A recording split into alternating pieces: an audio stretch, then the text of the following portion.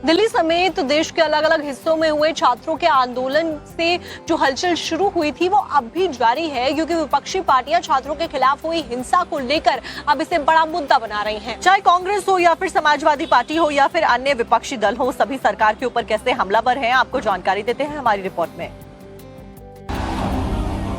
दिल्ली समेत देश भर में छात्रों के आंदोलन पर सियासत हर गुजरते दिन के साथ साथ गर्माती जा रही है।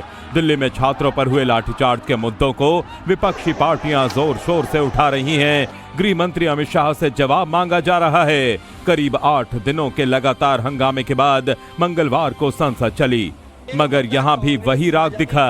विपक्ष सरकार पर हमलावर रहा। व्यक्ति के चले जाने से नहीं होता है, विचार बदले और जो बनाया हुआ तंत्र वो जब बदलेगा तब जाकर के बच्चों को न्याय मिलेगा। बिहार विधानसभा में नेता प्रतिपक्ष तेजस्वी यादव ने भी केंद्र की मोदी और बिहार की सम्राट सरकार पर निशाना साधा। आतंकवादी कह रहे हैं, गुंडा कह रहे हैं, सबका हिसाब होगा। चंदा चोर जो है, ये जो वोट चोर है, इसका हिसाब करेगी। उधर कांग्रेस भी छात्र प्रदर्शन के दौरान हुए लाठीचार्ज और हिंसा को लेकर सरकार को घेरने में कोई कसर नहीं छोड़ रही है। कांग्रेस नेता मनीष तिवारी ने कहा कि सरकार ने छात्रों पर बर्बरतापूर्ण कार्रवाई को पुलिस के जरिए अंजाम दिलवाया। पवन खेड़ा ने भी कहा, जवाब तो सरकार को देना पड़ेगा। भारत का संविधान हर व्यक्ति को ये हक देता है कि वो अहिंसात्मक तरीके से अपनी बात रख सके, इकट्ठा हो सके, प्रदर्शन कर सके। पर जब सरकार की तरफ से इतनी बर्बरता से उसको दबाने की कोशिश की जाती है, तो ये संसद का उत्तरदायित्व बनता है कि उसके ऊपर चर्चा करके उसकी कड़ी निंदा करें। देखिए, हम लोग स्पष्ट तौर पे गृह मंत्री को बार बार आग्रह कर रहे हैं कि आइए सदन में वक्तव्य दीजिए। जिस तरह से पैलेट गन्स चली, जिस तरह से AK-47 का इस्तेमाल हुआ नौजवानों के खिलाफ, उस पर चर्चा करनी पड़ेगी, उस पर वक्तव्य गृह मंत्री को देना पड़ेगा। उधर हमीरपुर से बीजेपी सांसद अनुराग ठाकुर ने कहा कि परीक्षा में पेपर लीक किसी आतंकवाद से कम नहीं है और मोदी सरकार इस पर काबू पाने के लिए पूरी तरह तैयार है। और अपने देश के युवाओं से मैं कहना चाहता हूं, इस पेपर लीक की बीमारी का इलाज भी हम करेंगे, मुकम्मल करेंगे, क्योंकि हर मर्ज की दवा हमें मोदी सरकार में ही मिली है। AIMIM प्रमुख ओवैसी ने सदन में सरकार को AI आधारित प्रश्न बैंक बनाने की सलाह दी, जिसमें मानवीय दखल ना हो। ओवैसी ने कहा कि अगर लोग विरोध प्रदर्शन के जरिए नतीजे हासिल करने लगेंगे तो संसद और लोकतांत्रिक प्रक्रिया पर उनका भरोसा कमजोर होगा। रिकमेंडेशन ये है सरकार से कि AI का क्वेश्चन बैंक बनाया जाए जो 1 लाख सवालात पर मुश्तमिल होगा। इसमें कोई ह्यूमन इंटरफेस ना होना चाहिए। और NTA का chairman, DG, secretary, exam controller, service IAS क्यों नहीं होता है? और फिर एग्जामिनेशन सेंटर पर मैडम बायोमेट्रिक क्यों फेल होता है? जब बायोमेट्रिक फेल होता है तभी जाकर ये पेपर लीक होता है।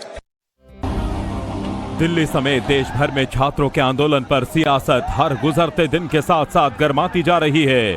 दिल्ली में छात्रों पर हुए लाठीचार्ज के मुद्दों को विपक्षी पार्टियां जोर शोर से उठा रही हैं। गृह मंत्री अमित शाह से जवाब मांगा जा रहा है। करीब 8 दिनों के लगातार हंगामे के बाद मंगलवार को संसद चली, मगर यहां भी वही राग दिखा। विपक्ष सरकार पर हमलावर रहा।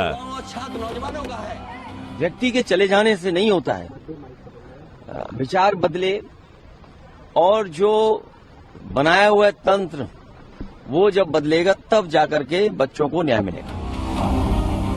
बिहार विधानसभा में नेता प्रतिपक्ष तेजस्वी यादव ने भी केंद्र की मोदी और बिहार की सम्राट सरकार पर निशाना साधा। आतंकवादी कह रहे हैं, गुंडा कह रहे हैं, सबका हिसाब होगा। चंदा चोर जो है, ये जो वोट चोर है, इसका हिसाब करेगी। उधर कांग्रेस भी छात्र प्रदर्शन के दौरान हुए लाठीचार्ज और हिंसा को लेकर सरकार को घेरने में कोई कसर नहीं छोड़ रही है। कांग्रेस नेता मनीष तिवारी ने कहा कि सरकार ने छात्रों पर बर्बरतापूर्ण कार्रवाई को पुलिस के जरिए अंजाम दिलवाया। पवन खेड़ा ने भी कहा, जवाब तो सरकार को देना पड़ेगा। भारत का संविधान हर व्यक्ति को ये हक देता है कि वो अहिंसात्मक तरीके से अपनी बात रख सके, इकट्ठा हो सके, प्रदर्शन कर सके। पर जब सरकार की तरफ से इतनी बर्बरता से उसको दबाने की कोशिश की जाती है तो ये संसद का उत्तरदायित्व बनता है कि उसके ऊपर चर्चा करके उसकी कड़ी निंदा करें। देखिए, हम लोग स्पष्ट तौर पे गृह मंत्री को बार बार आग्रह कर रहे हैं कि आइए सदन में वक्तव्य दीजिए। जिस तरह से पैलेट गन्स चली, जिस तरह से AK-47 का इस्तेमाल हुआ नौजवानों के खिलाफ, उस पर चर्चा करनी पड़ेगी, उस पर वक्तव्य गृह मंत्री को देना पड़ेगा। उधर हमीरपुर से बीजेपी सांसद अनुराग ठाकुर ने कहा कि परीक्षा में पेपर लीक किसी आतंकवाद से कम नहीं है और मोदी सरकार इस पर काबू पाने के लिए पूरी तरह तैयार है। और अपने देश के युवाओं से मैं कहना चाहता हूं, इस पेपर लीक की बीमारी का इलाज भी हम करेंगे, मुकम्मल करेंगे, क्योंकि हर मर्ज की दवा हमें मोदी सरकार में ही मिली है। AIMIM प्रमुख ओवैसी ने सदन में सरकार को AI आधारित प्रश्न बैंक बनाने की सलाह दी, जिसमें मानवीय दखल ना हो। ओवैसी ने कहा कि अगर लोग विरोध प्रदर्शन के जरिए नतीजे हासिल करने लगेंगे तो संसद और लोकतांत्रिक प्रक्रिया पर उनका भरोसा कमजोर होगा। रिकमेंडेशन ये है सरकार से कि AI का क्वेश्चन बैंक बनाया जाए जो 1 लाख सवालात पर मुश्तमिल होगा, इसमें कोई ह्यूमन इंटरफेस ना होना चाहिए। और NTA का chairman, DG, secretary, exam controller, service IAS क्यों नहीं होता है? और फिर एग्जामिनेशन सेंटर पर मैडम बायोमेट्रिक क्यों फेल होता है? जब बायोमेट्रिक फेल होता है तभी जाकर ये पेपर लीक होता है। दिल्ली समेत देश भर में छात्रों के आंदोलन पर सियासत हर गुजरते दिन के साथ साथ गर्माती जा रही है। दिल्ली में छात्रों पर हुए लाठीचार्ज के मुद्दों को विपक्षी पार्टियां जोर शोर से उठा रही हैं। गृह मंत्री अमित शाह से जवाब मांगा जा रहा है। करीब 8 दिनों के लगातार हंगामे के बाद मंगलवार को संसद चली, मगर यहां भी वही राग दिखा। विपक्ष सरकार पर हमलावर रहा। व्यक्ति के चले जाने से नहीं होता है, विचार बदले और जो बनाया हुआ है तंत्र वो जब बदलेगा तब जाकर के बच्चों को न्याय मिलेगा। बिहार विधानसभा में नेता प्रतिपक्ष तेजस्वी यादव ने भी केंद्र की मोदी और बिहार की सम्राट सरकार पर निशाना साधा। आतंकवादी कह रहे हैं, गुंडा कह रहे हैं, सबका हिसाब होगा। चंदा चोर जो है, ये जो वोट चोर है, इसका हिसाब करेगी। उधर कांग्रेस भी छात्र प्रदर्शन के दौरान हुए लाठीचार्ज और हिंसा को लेकर सरकार को घेरने में कोई कसर नहीं छोड़ रही है। कांग्रेस नेता मनीष तिवारी ने कहा कि सरकार ने छात्रों पर बर्बरतापूर्ण कार्रवाई को पुलिस के जरिए अंजाम दिलवाया। पवन खेड़ा ने भी कहा जवाब तो सरकार को देना पड़ेगा। भारत का संविधान हर व्यक्ति को ये हक देता है कि वो अहिंसात्मक तरीके से अपनी बात रख सके, इकट्ठा हो सके, प्रदर्शन कर सके। पर जब सरकार की तरफ से इतनी बर्बरता से उसको दबाने की कोशिश की जाती है तो ये संसद का उत्तरदायित्व बनता है कि उसके ऊपर चर्चा करके उसकी कड़ी निंदा करें।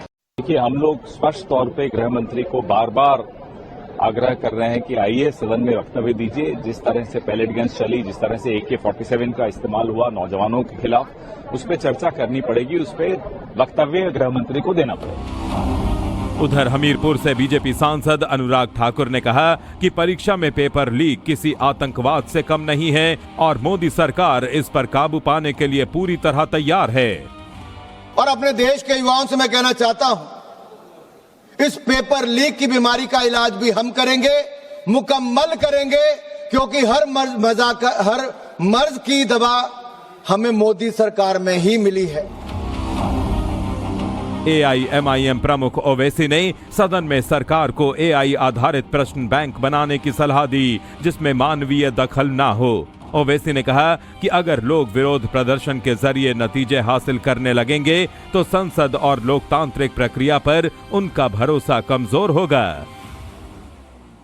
रिकमेंडेशन ये है सरकार से कि AI का क्वेश्चन बैंक बनाया जाए जो 1 लाख सवालात पर मुश्तमिल होगा, इसमें कोई ह्यूमन इंटरफेस ना होना चाहिए।